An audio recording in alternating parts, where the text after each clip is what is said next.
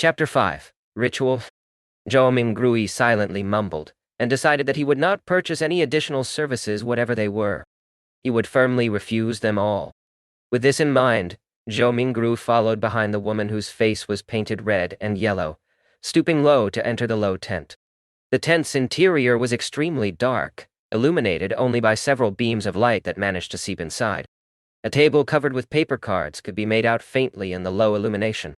The woman with the sharp, pointy hat was not affected by this at all.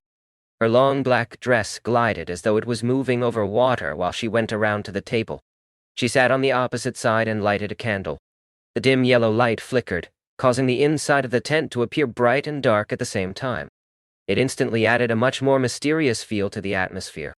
Zhao Mingru sat down quietly, his gaze sweeping over the tarot cards on the table where he discovered familiar cards like the Magician, the Emperor, the Hanged Man, and Temperance, etc. Zhao Mingrui mumbled to himself subconsciously. Before he could finish looking at the open cards on the table, the woman who claimed to have accurate divinations had already reached out her hands to gather all of the cards together. She stacked them into a deck and pushed it in front of him. "Shuffle the cards first and cut the deck," the circus fortune-teller said in a muted voice. "May I shuffle?" Zhao Mingrui asked reflexively. The yellow and red paint on the fortune-teller's face squirmed together as she revealed a slight smile, saying, "Of course, everyone's destiny can only be unraveled by themselves. I only serve as a reader of it." Zhao Mingrui immediately questioned her warily. "This reading does not require additional fees, right?" The fortune-teller was visibly taken aback before finally saying muffledly, "It's free." Zhao Mingrui, relieved, stuffed the revolver further back into his pocket. Thereafter he calmly reached out his two hands to shuffle and cut the deck skillfully. "It's done." He placed the already shuffled tarot cards in the middle of the table. The fortune-teller clasped the cards with both her hands and carefully looked at cards for a while. Then, she suddenly opened her mouth and said, "I'm sorry, I forgot to ask, but what would you like to ask about?" Back when he was wooing his first love, Zhao Mingrui had also done research on tarot cards. He asked unhesitatingly, "Past, present, and future." This was a type of divination as part of tarot card interpretation. 3 cards, when opened, sequentially symbolized one's past, present, and future. The fortune-teller nodded first, then curled her lips to reveal a smile and said, "Then please reshuffle the deck. You can only truly get the cards you want if you know what you would like to ask about." Zhao Mingrui's cheeks twitched a little. He took a deep breath and took the tarot deck back to reshuffle and cut it. "There won't be any problems this time, right?" He placed the already cut deck back onto the table. "No problem." The fortune-teller reached out her fingers and picked a card from the top of the deck. Then she placed it on the left side of Zhao Mingru. Her voice was going lower and lower as she spoke. "This card symbolizes your past. This card symbolizes your present." The fortune-teller placed the second card right in front of Zhao Mingru. Then, she picked the third card and put it on the right side of Zhao Mingrui. "This card symbolizes the future." "All right, which card would you like to see first?" The fortune-teller raised her head up after completing her placement of the cards and gazed deeply at Zhao Mingru with her grayish-blue eyes. "I'll have a look at the present first," Zhao Mingrui said after giving it some thought. The fortune-teller nodded slowly and flipped over the tarot card that was directly in front of Zhao Mingrui. A colorfully dressed character was depicted on this card, wearing ragged headgear with a stick over his shoulder.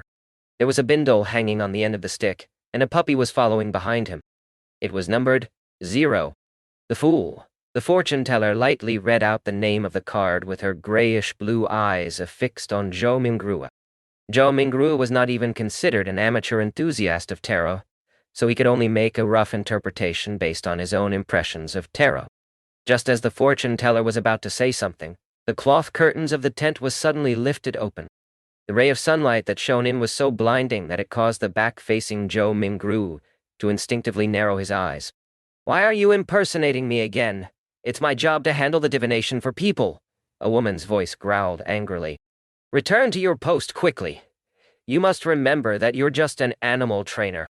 Zhao Mingru's eyes had already adapted to the light by now. He saw a similar-looking woman who was also wearing a sharp, pointy hat and a black dress, with her face painted in red and yellow as well.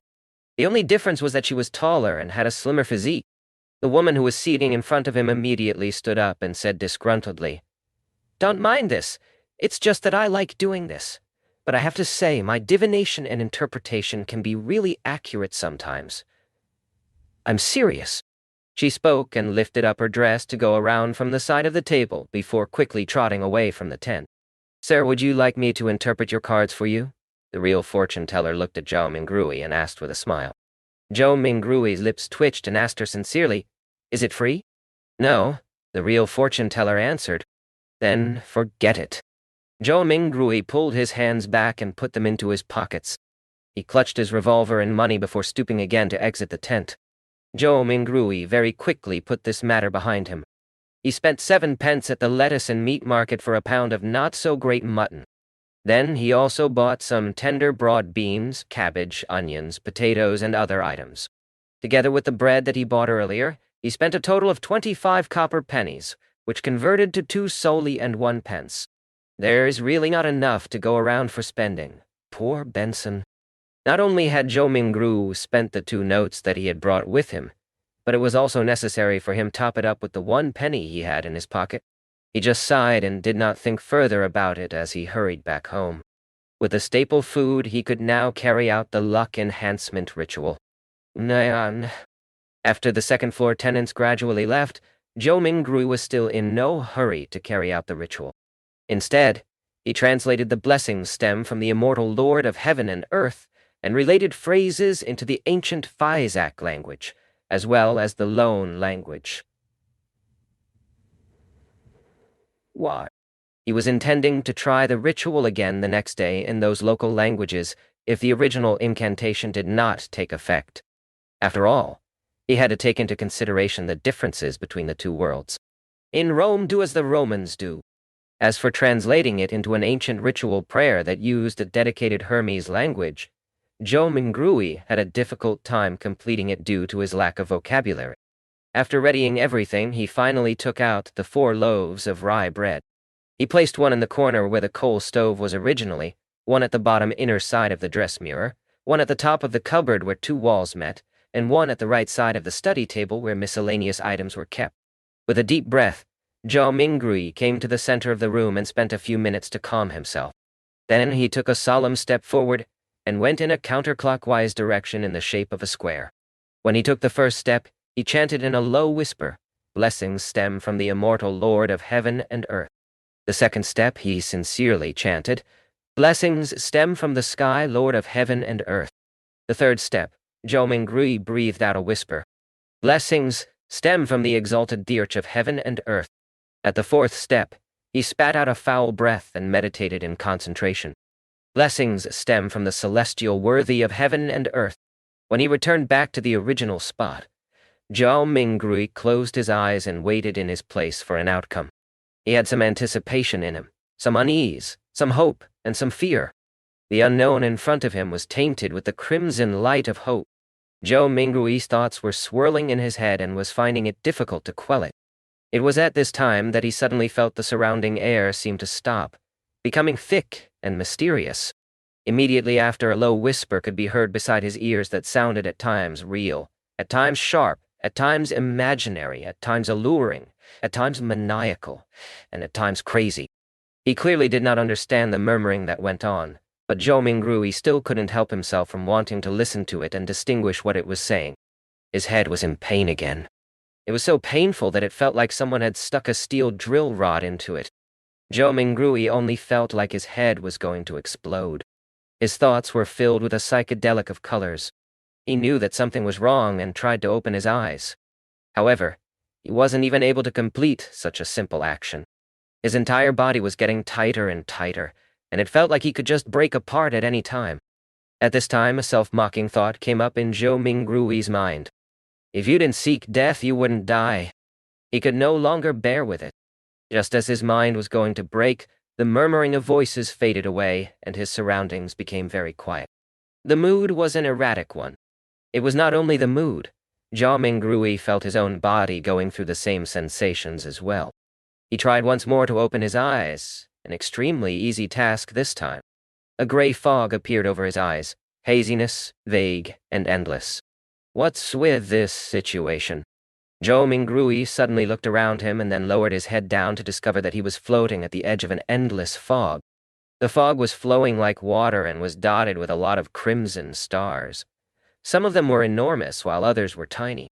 There was a sense of them being hidden in the deep depths, while others floated over the surface of this water-like fog. Looking at the seemingly holographic sight, Joe Mingru reached out his right hand in a half-confused, half-exploring manner to try to touch the crimson star that was seemingly floating on the surface. He was trying to find a way to leave this place. When his hand touched the surface of that star, a watermark suddenly appeared from within his body and agitated the stars into a crimson burst. It looked like a dreamlike burning of flames. Joe Mingrui got a fright from it.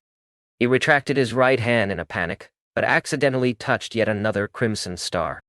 As a result, this star burst with splendid light as well. In turn, Joe Mingrui felt his mind empty and his spirit dissipated. In the Lone Kingdom's capital, Backland. Inside a luxurious-looking villa at the Royal District, Audrey Hall sat in front of a dresser. The markings on it were antiquated, and there was a cracked bronze mirror on the surface. Mirror, mirror, awaken. In the name of the Hall family, I command you to awaken. She switched between many different sayings, but there was no reaction from the mirror at all. After more than 10 minutes, she finally chose to give up and pouted her lips in grievance. She said in a soft murmur, "Father was indeed lying to me. He always tells me that this mirror was the treasure of the Roman Empire's Dark Emperor, and that it is an extraordinary item." Her voice trailed off. The bronze mirror which rested on the dresser suddenly glowed with a crimson light that shrouded her completely. In the Sonia Sea, a 3-masted sailboat that looked like an obvious relic was navigating through a storm. Alger Wilson stood on deck, his body undulating with the currents at sea, maintaining his balance easily. He wore a robe embroidered with lightning patterns, and in his hand was a quirky-shaped glass bottle. Bubbles billowed inside the bottle at times, frost turned into snow at times, and signs of gusting wind could be seen at times. "We're still short on the ghost shark's blood," Alger murmured. Then at this moment a crimson burst appeared in the space between the glass bottle and the surface of his palm. In an instant it enveloped the surroundings as well. You know why. In the fog of gray mist, Audrey Hall regained her sight. She started reckoning the situation in a state of horror and confusion when she noticed the blurry image of a man on the opposite side of her doing the same as well. Immediately after, the both of them discovered another mystery person standing not far from them who was shrouded in a gray mist. The mysterious person was none other than Joe Mingru. He was similarly dumbfounded. "Sir, where is this?" Audrey and Alger were startled at first, falling silent in the process. Then they immediately started speaking in unison. "What are you planning on doing?" Chapter 6. Beyonder. Not only did they speak the same lone language, they also shared the same grim and tense vibes. Calming himself down, Joe Mingrui silently repeated the questions posed by the two. What left the deepest impression on him were neither the sentences formed by words, nor the meanings behind them, but the display of bewilderment, vigilance, panic, and reverence by the couple. For some baffling reason, two people had been mysteriously dragged into this world surrounded by gray fog. As the perpetrator, Joe Mingrui was already feeling abnormally dumbfounded and startled, let alone the couple who was pulled into this mess completely passively. For them, such events and encounters might already be beyond their imaginations, right? Momentarily, Joe Mingrui thought of two options. The first option was feigning victimhood to hide his true identity, and in turn gain a considerable amount of trust. He could then take a wait-and-see approach and take advantage of his circumstances where necessary. The other option was to maintain his mysterious identity in the eyes of the couple. He could then effect the subsequent development while gleaning valuable information from them. Without the luxury of time to deliberate over the situation, he grasped hold of the thought that flashed across his mind. He made an immediate decision to try out the second idea. Exploit the psychological state of the others to gain the greatest advantage for himself. After a few seconds of silence in the fog, Joe Mingrui chuckled. With a low but not heavy tone, He calmly spoke as though he was replying to the polite greetings from the visitors. An attempt. Audrey Hall looked at the mysterious guy veiled in the grayish-white fog, and the only thought was that whatever was happening was absurd, funny, horrifying, and weird. She was at the dressing table inside her bedroom only moments ago, but just by turning around, she had come into this place that was filled with gray fog. How inconceivable. Audrey took a breath, revealing an impeccable, courteous smile. She asked in a somewhat perturbed way, "Sir, is the attempt over? Might you permit our return?" Alger Wilson also had the intentions to probe Zhou Mingrui in a similar fashion, but his rich experience made him statelier. He held back his impulse and only took on the role of a silent onlooker. Zhou Mingrui looked at the questioner. Looking through the hazy mist, he could roughly see the silhouette of the person in question. It was a tall girl with smooth blonde hair, but her exact countenance could not be seen clearly. He did not rush to reply the girl's question, but turned around to look at the man. He had messy, dark blue hair, as well as a medium stature that was not considered stout. Zhou Mingrui suddenly realized something. Once he became stronger or had a deeper understanding of the foggy world, perhaps it was possible for him to see through the fog and discern the girl and the man. After changing his mindset, Zhou Mingrui instantly noticed details that he had neglected earlier on.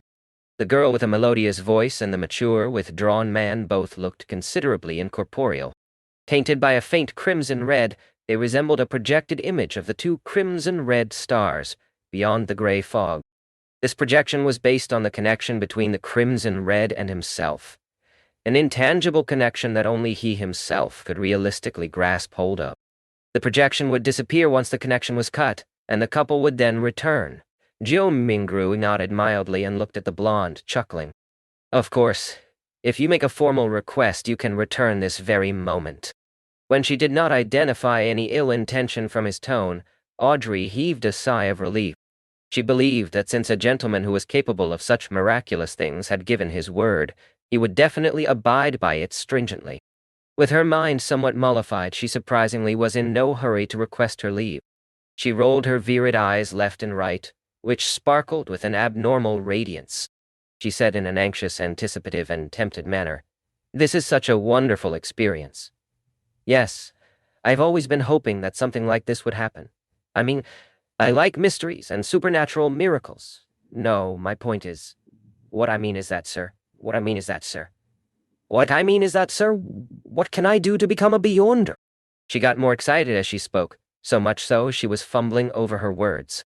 The dream that sprouted in her as a result of listening to thrilling fantasies as told by her elders finally saw the possibility of being materialized. However, with just a few words, she had already forgotten all her previous fears and horrors. Zhou Mingrui complained inwardly. He started to ponder on an answer to the question to maintain his unfathomable image. At the same time, he felt that it was quite unbecoming of him to talk while standing. Shouldn't he be in a palace, sitting at the head of a long table and on a mysterious high-backed chair engraved with ancient patterns, while silently observing his visitors? As soon as this thought surfaced, the gray fog started to churn, giving both Audrey and Alger a shock. In an instant, they saw a number of towering stone pillars around them. Above them was a vast dome that encapsulated them. This entire edifice looked magnificent, grand, and lofty, just like a legendary palace for giants. Directly under the dome where the gray fog gathered, a long bronze table appeared with 10 high-backed chairs on either side in a symmetrical arrangement. The back of each chair dazzled and shone faintly with crimson red, drawing the outlines of weird constellations that differed from reality. Audrey and Alger sat face to face, sitting next to the seat of honor.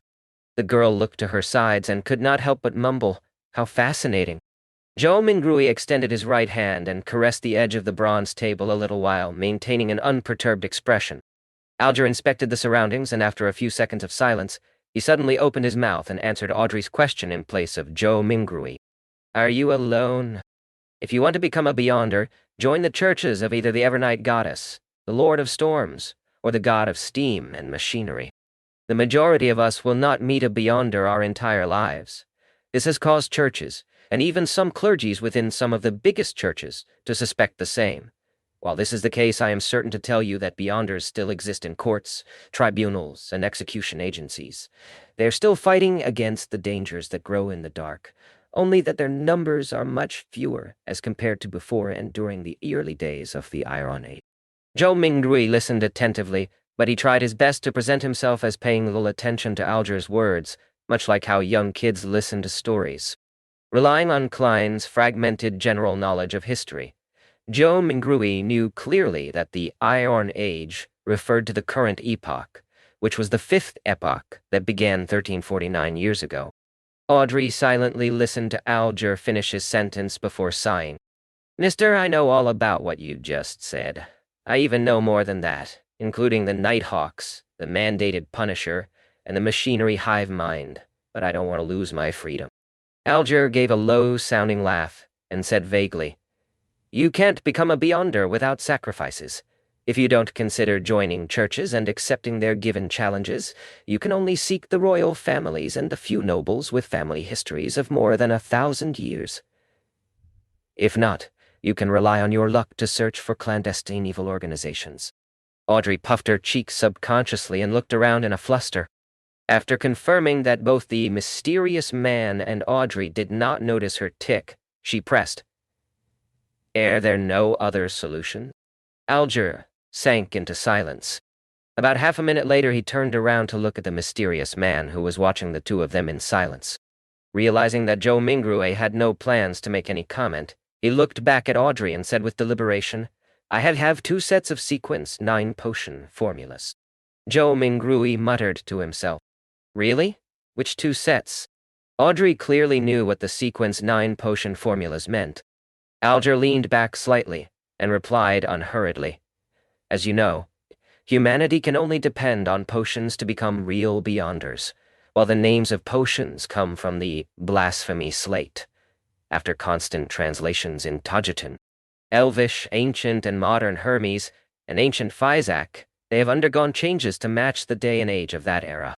The essence is not in their names, but whether they portray the core characteristics of the potions. I have a sequence 9 potion named Sailor. It enables you to have excellent balancing capabilities. Even if you were on a boat in a rainstorm, you will be able to walk about freely as though you were on land. You will also gain immense strength and illusory scales under your skin. They will enable you to swim like a fish and be difficult to catch. You will move agilely underwater just like marine animals. Even without any equipment, you will be able to easily submerge." "Sounds great. The Keepers of the Seas from the Lord of Storms. It was called by that name in the past." Alger did not pause and continued. "The second set of sequence 9 potions is called Spectator, although I am not sure what it was called in the past. This set of potions enables you to have an exceptionally sharp mind with acute observational abilities." I believe you can understand by what spectator means from watching operas and plays. Just like an audience, spectators judge the actors in the secular world, catching a glimpse of the real. At this point, Alger emphasized, "You must remember, regardless of whether you are at an extravagant banquet or a crowded street, spectators can only be spectators forever." Audrey's eyes shone as she listened, and spoke after a long while. "Why? All right, this is a follow-up question. I think I've fallen in love with this feeling of being a spectator. How can I get this potion's formula? What can I use to trade with you for?" Alger looked like he was already prepared as he said in a deep voice, "The blood of ghost sharks. At least 100 milliliters of it." Audrey nodded her head excitedly, but subsequently asked worriedly, "If I can get it, and I'm saying how do I hand it to you? How can you promise me that you can give the potion's formula to me in return for the ghost shark's blood, as well as the authenticity of the formula?" Alger said calmly, "I'll give you an address. I'll mail the formula to you, or tell you directly here, once I receive the blood of the ghost shark. As for promises, I think that both you and I can feel rest assured under the witness of the mysterious Sir." As he said this, he swept his eyes towards Zhou Mingrui, who was sitting up straight at the seat of honor. "Sir, the fact that you brought us here shows that you have tremendous strength unimaginable to us. Neither one of us would dare violate a promise with you as witness." "That's right." Audrey's eyes sparkled and agreed with excitement. From her perspective, the mysterious gentleman who had unimaginable abilities was definitely an authoritative witness. Audrey half turned her body and looked at Zhou Mingrui earnestly. "Sir, please be the witness of our trade." At that moment, she then realized that she was all too impolite, having forgotten all along to ask a particular question. She asked hurriedly, "Sir, how should we address you?" Alger nodded slightly, and echoed the same question in a serious manner. "Sir, how should we address you?" Zhou Mingrui was taken aback. He gently rapped his fingers on the bronze table. The contents of the earlier divination flashed across his mind suddenly. He leaned back, withdrew his right hand, and crossed his 10 fingers, placing them below his chin. He gave the duo a faint smile. "You can address me as—" Upon saying this, he paused for a moment. He said amiably and calmly, "The fool."